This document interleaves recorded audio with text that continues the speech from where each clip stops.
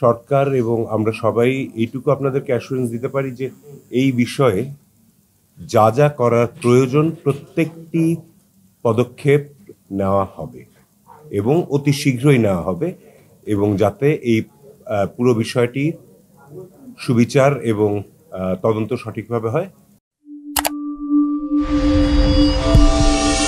গত পরশু চিটাগাং ঘটনাতে চট্টগ্রাম ঘটনাতে আমরা সবাই উদ্বিগ্ন অবস্থায় ছিলাম এবং এখনো আছি। তো সরকারের পক্ষ থেকে যা যা পদক্ষেপ নেওয়া সবগুলোই নেওয়া হচ্ছে। আজকে আমরা আদালতকে তাই জানিয়েছি।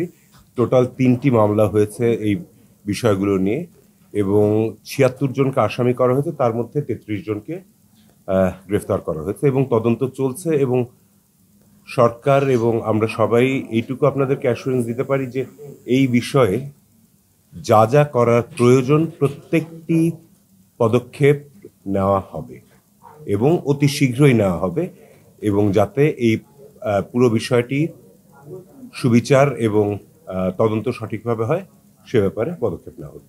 আপনাদের এই বক্তব্যের পরে কোর্ট কি বলেছে? এখন জিনিসটা হচ্ছে যে সবকিছুতে আসলে আমাদের আদালতকে যে আমরা ইনভলভ করে তাদের কাছ থেকে একটা আদেশ নেওয়ার চেষ্টা করি, এটা কিন্তু ঠিক নয়। আদালতও এই কথাই মনে করেছেন যে কিছু জিনিস বা বেশিরভাগ জিনিসই দেখা যায় যে সরকারের যেটি পলিসিগত ব্যাপার বা তাদের ইনভেস্টিগেশনের ব্যাপার, যেটাতে আদালতের কোনো এখতিয়ার নেই, সেটাতে তারা আসলে ইন্টারফেয়ার করতে চান না।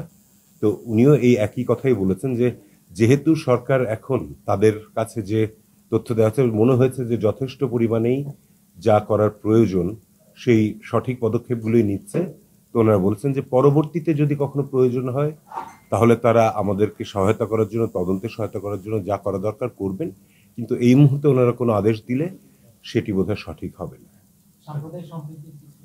এর সাথে তো এটা বলেছেনই যে বাংলাদেশ এমন একটা দেশ যেখানে আমরা সব ধর্মের সবাই একদম শান্তি সম্প্রীতির মধ্যে থাকি। কারণ আপনারা দেখবেন যে এই চট্টগ্রামের ঘটনাটাতে কিন্তু একটা ওভারটোন ছিল, যেটা দিয়ে হয়তো কোনো একটা দাঙ্গা লাগানোর চেষ্টা। কিন্তু ধন্যবাদ চট্টগ্রামের লোকজনকে বা সবাইকে যে তারা যে পরিমাণ সহনশীলতা দেখিয়েছেন এবং এখনো দেখাচ্ছেন, এবং আমরাও সবাই বাংলাদেশের মুসলমান, হিন্দু, খ্রিস্টান, বৌদ্ধ যারা আছি সবাই একসাথে একটা সাম্প্রদায়িক সম্প্রীতির মধ্যেই সবসময় বড় হয়েছি এবং এখনো সেটা রয়েছে। বিদেশে যতই প্রোপাগান্ডা ছড়ানো হোক, আমরা সবাই জানি সত্যটা কি, যে আমাদের দেশে কোনো সংখ্যালঘু বা কেউ তাদের কোনো রকমের ভয় থাকার কোনো কারণ নেই। রিপাবলিক টিভিতে কিছু বললেই সেটি সত্য নয়। আইনজীবীকে যেভাবে নৃশংসভাবে হত্যা করা হলো, তাতে আরেকজন আইনজীবী সন্তুষ্ট বা নিরাপত্তাহীনতার কারণে সর্বোচ্চ আদালতের কাছে আসাটা স্বাভাবিক? অবশ্যই স্বাভাবিক, কিন্তু এইখানে জিনিসটা যেটা যে প্রত্যেককে তো ইন্ডিভিজুয়ালি কেউ নিরাপত্তা দিতে পারবে না, ঠিক আছে? এবং এটি কিন্তু দেখেন যে আমাদের স্বাধীনতার পরে বাড়িতে প্রথম এরকম একটা ঘটনা ঘটল, ঠিক আছে? এর আগে পর্যন্ত কোনো আইনজীবী, ইয়েস, বাইরে হত্যাকাণ্ড হয়েছে, অন্য কোনো কারণে হয়েছে, সবকিছু তো রয়েছে, কিন্তু আদালতের মধ্যে এই ঘটনাটা প্রথম ঘটলো এবং এখন থেকে অবশ্যই সেরকম নিরাপত্তার ব্যবস্থা করতে হবে আদালতে, যাতে এরকম ঘটনা না ঘটে। আচ্ছা, দেশের সম্প্রীতির সাথে উনি কিন্তু পার্শ্ববর্তী দেশকে ইঙ্গিত করেছেন যে তাদের সাথে সুসম্পর্ক আছে আমাদের, সেটা অব্যাহত থাকবে, কেউ ভাঙতে পারবে না। এটা তো একটা আসলে কি বলবো, আপনার কূটনৈতিক সম্পর্কের ব্যাপার, এবং এখান থেকে যতই আপনার বিভিন্ন রাজনৈতিক দল বলি, বিভিন্ন মতাবলম্বী লোকের কথা যদি বলি, তারা যদি চেষ্টা করে করার, আমার মনে হয় না যে একটি দেশের দুটি দেশের আন্তর্জাতিক সম্পর্ককে ভাঙন ধরানোটা এত সহজ।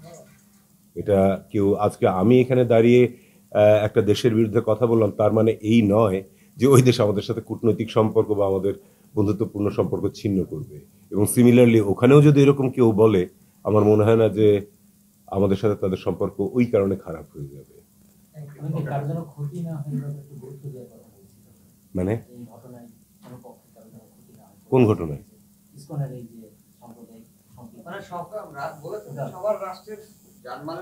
হ্যাঁ, এটা তো ভাই, এটা তো খুব কমন একটা ব্যাপার, তাই না? যে আমাদের এই ঘটনার জন্য যদি এখন, যেটা আমি বলছিলাম যে চট্টগ্রামের লোক যে পরিমাণ সহনশীলতা দেখিয়েছেন এই ঘটনার পরে, আমাদের প্রথম আশঙ্কা ছিল যে ওখানে তাহলে একটা বিশাল কোনো হয়ে যাবে। ওরকম কোনো কিছুই হয়নি, ম্যাসাকার হয়নি, কিচ্ছু হয়নি, ঠিক আছে?